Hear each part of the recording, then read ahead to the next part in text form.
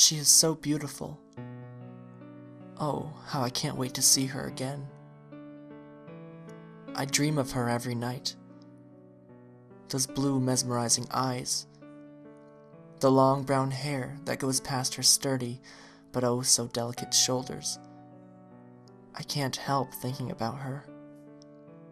Imagining her alongside me gives me so much inspiration. I remember the first time I met her at school. This year, actually. First semester, first quarter.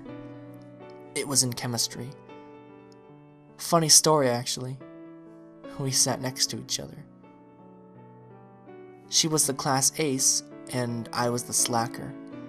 I would try to act all cool around her, and I guess she thought I was stupid and all that.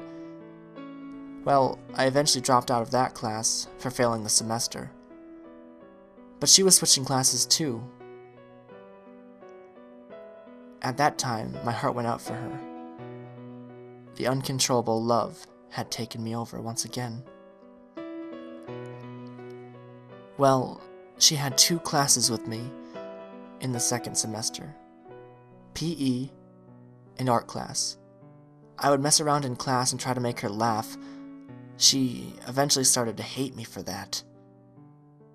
I embarrassed myself in front of her, but never got red-faced around her like I usually would.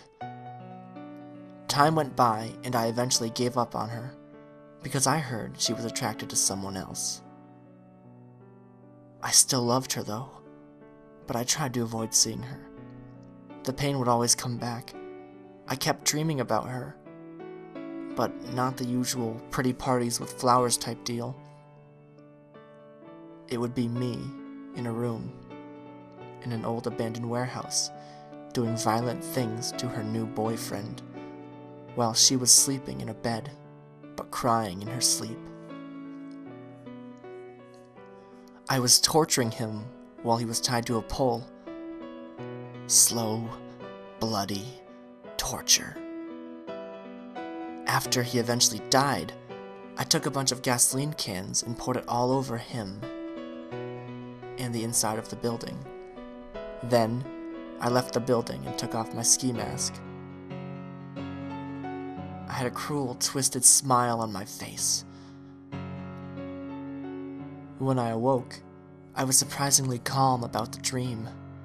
I couldn't honestly say it was a nightmare. I continued to go with my daily routine and went to school. When I got to my class with her, I could hear her talking to her friends about her boyfriend not coming to school today, and she didn't get a text from him either. I didn't really care that much and went on with my day.